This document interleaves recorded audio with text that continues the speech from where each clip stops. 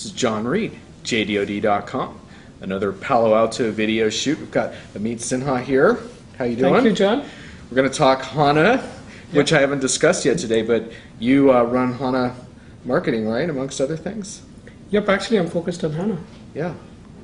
So there's been a lot of talk about how fast HANA is in terms of that's been a message, and a lot of customers have said that it is fast. Yep. But what are we looking ahead to in terms of 2012 with HANA? What is some changes underfoot? Absolutely. I think it's the evolution of HANA, if you will. So in 2011 we started out with real-time analytics, where primarily the focus was on speed. But as we look to 2012, we have first a number of customer successes where we know the use cases now. And secondly, we also have our application colleagues building a number of applications on top of HANA that really package the business value well. So in 2012, the big message is it's real-time business on HANA, and we're going to focus on business value with HANA by industry, by lines of business, with specific packaged products, whether they are accelerators, analytical solutions, or even applications in many cases.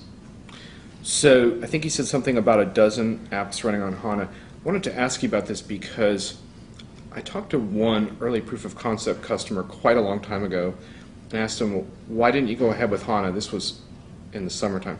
He said, well, you know, we're really waiting for more out-of-the-box apps. Yep. Because we're really looking for some business value. Is that kind of what you guys are trying to get at?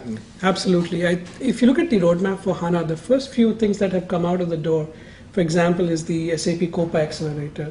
Within the controlling module, we have profitability analysis. This is a critical pain point for our customers because of two things. One, they couldn't get this data analyzed fast enough.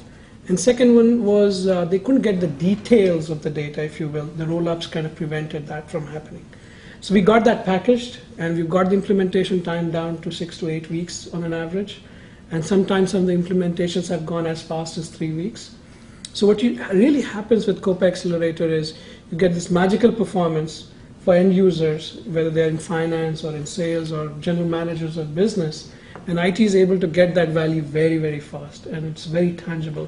So for example, you could do a faster close, or you could analyze profitability while at a customer location to give a particular discount. So that level of detail was missing before. Mm-hmm. I'll give you an opinion on HANA, you tell me what you think. One of my problems with the original HANA message was I felt like CIOs and technical decision makers, yeah, okay, my data is faster, but I've got a wish list of business projects. I need to show more than I can deliver data fast. I need to be able to show them business impact, how that's going to help my lines of business managers, my CFO, who, by the way, is the one who can extend my contract or send me out the door. Yep. Do you think HANA is in a position to change that conversation a little bit? Absolutely. And I think over 2011, we've learned with customer use cases what business value it is actually delivering. I think once you get used to the speed, next what happens is you think about what that speed enables you to do. And this is where you fundamentally alter a business process or even a business model of the company to make that change. I know Vishal talks about this example, Yodabashi, right? They have a batch process where you analyze profitability, where you analyze loyalty by customer and profitability by customer, let's say. And this loyalty card process, it takes 3 days to run. It's an offline batch process. But the moment you run this on HANA, you get this sub-second, 2-second kind of a response time, which means that you can take that process and you can empower every store employee to recognize a customer as they're walking through the door with a loyalty card attached to their phone, for example, where at that very moment you can tell them, here's an offer that's unique for you, which changes the whole business model for the company. It goes from a batch process to a real-time process, from being offline and less customer-centric to being very, very customer-centric, and even it has a tangible impact on the inventory of the store. So what I'm seeing is the potential of the speed to enable new business process change is enormous. Mm-hmm. Mm-hmm. Do you think we'll hear some customers talking about that by Sapphire, or is that too soon? No, absolutely. So I think we are going to have lots of customers talk about this at Sapphire. One of the most exciting ones for us is a customer in Japan that runs genomic analysis on HANA. This is a business process that used to take a day, but now could run in seconds, which means that it could move from a back office, laboratory analysis to maybe in the doctor's room while the visit is happening, you could do that analysis. So the potential impact is huge. We want to bring out such business cases at Sapphire.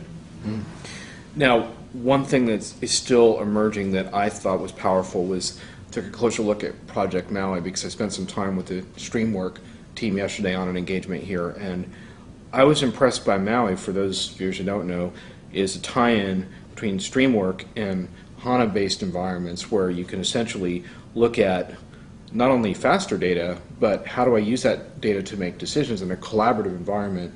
And to me, that message is really going to resonate with business leaders, CIOs, especially of global teams where people are spread out in different places and need to act upon mission-critical information. Like you used some examples of promotions, like we're running an expensive promotion that's not working. What are we going to do about it? We got to deal with this now.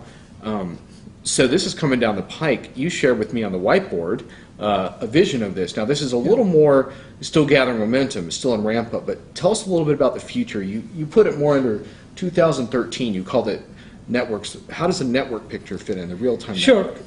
From a vision perspective, 2011 was about real-time analytics, where we closed the latency of information being gathered and analyzed. If we see 2012, it's all about real-time business, where we make the information available for decision-making for business audiences. With Maui and others, if you're projecting out, I think it's the time for real-time business networks. And this is where the coming together of things like HANA, along with the business process, and on the basis of that business process and data, for people to come together and act on that data. I think with that, what we will do is close the gap or the latency in collaboration. You have the information with the speed and processing power of HANA. Now let's get people to actually look at that information, analyze, and take decisions to actually change business. And I think that's the promise of things like Maui and others, where we will have a cloud platform where we collaborate and bring decisions in real time on the basis of real time and fresh data. Yeah. Well, if you can do that, that is not your grandfather's SAP. I can tell you that much. Right. That is definitely not your grandfather's SAP. What do you think is the biggest challenge to getting to that point?